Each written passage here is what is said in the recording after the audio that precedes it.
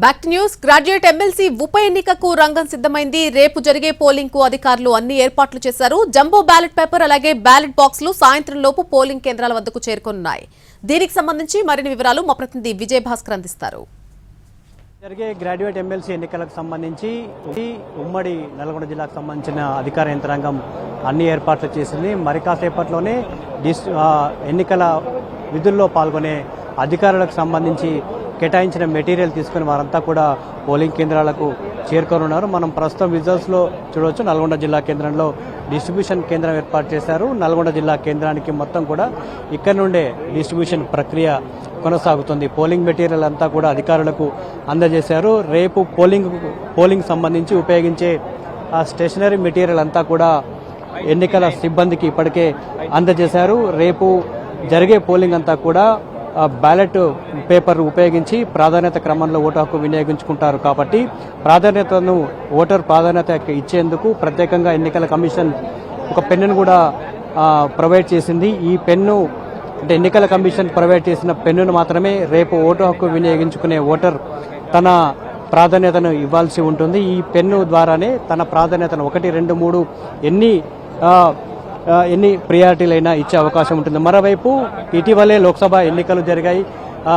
కుడి ఎడమ చేయికి సంబంధించి చూపుడు వేలుకు ఇంకు పెట్టారు. ఈ నేపథ్యంలోనే ప్రస్తుతం గ్రాడ్యుయేట్ ఎమ్మెల్సీ ఎన్నికలకు కూడా ఓటు హక్కు వినియోగించుకున్న వారికి ఇంకు పెడతారు. కాబట్టి ఎడమ చేయి మధ్య వేలుకు ఇంకు పెట్టే విధంగా ఇప్పటికే పోలింగ్ సిబ్బందికి సంబంధించి ఇన్స్ట్రక్షన్స్ కూడా ఇవ్వడం జరిగింది.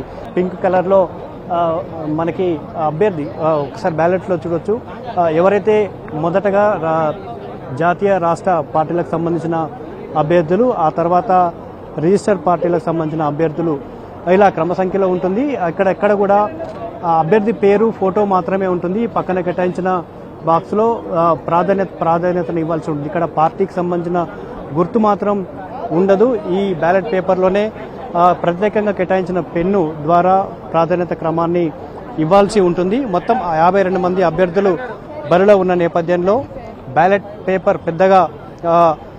పేపర్ పెద్ద సైజులో ఉంది. ఈ నేపథ్యంలోనే బ్యాలెట్ పేపర్ పెద్దగా ఉంది కాబట్టి బ్యాలెట్ బాక్సులు కూడా భారీ జంబో బాక్సుల్ని అధికారులు ప్రొవైడ్ చేశారు. మనం చూస్తున్న ఈ బ్యాలెట్ బాక్సులోనే ఓటు హక్కు వినియోగించుకున్న తర్వాత అందులో బ్యాలెట్ పేపర్ని వేస్తారు. ఇది 800 పైగా ఓటర్లు ఉన్న చోట అదనంగా మరొక బ్యాలెట్ బాక్స్ను ప్రొవైడ్ చేసే విధంగా అధికారులు ఏర్పాట్లు అయితే చేశారు. ఈరోజు పోలింగ్ మెటీరియల్ బ్యాలెట్ పేపర్ కావచ్చు, బ్యాలెట్ బాక్స్ కావచ్చు, పోలింగ్ మెటీరియల్ తీసుకున్న అధికారులంతా కూడా ఈ సాయంత్రానికి పోలింగ్ కేంద్రాలకు చేరుకునే విధంగా ఇప్పటికే కార్యాచరణ రూపొందించారు. ఈ సాయంత్రానికి అక్కడ చేరుకున్న తర్వాత పోలింగ్ కేంద్రాల్లో ఉన్న వసతులను ఒకసారి పరిశీలించుకొని రేపు జరగాల్సిన పోలింగ్ సంబంధించి వాళ్ళు ఇప్పటికే సూచించినట్లుగా పోలింగ్ బూత్ని ఏర్పాటు చేసుకుంటారు అధికారులు. మొత్తంగా ఈ గ్రాడ్యుయేట్ ఎమ్మెల్సీ ప్రక్రియ ప్రశాంతంగా ముగిసేందుకు అధికారులు అన్ని ఏర్పాట్లు చేశారు.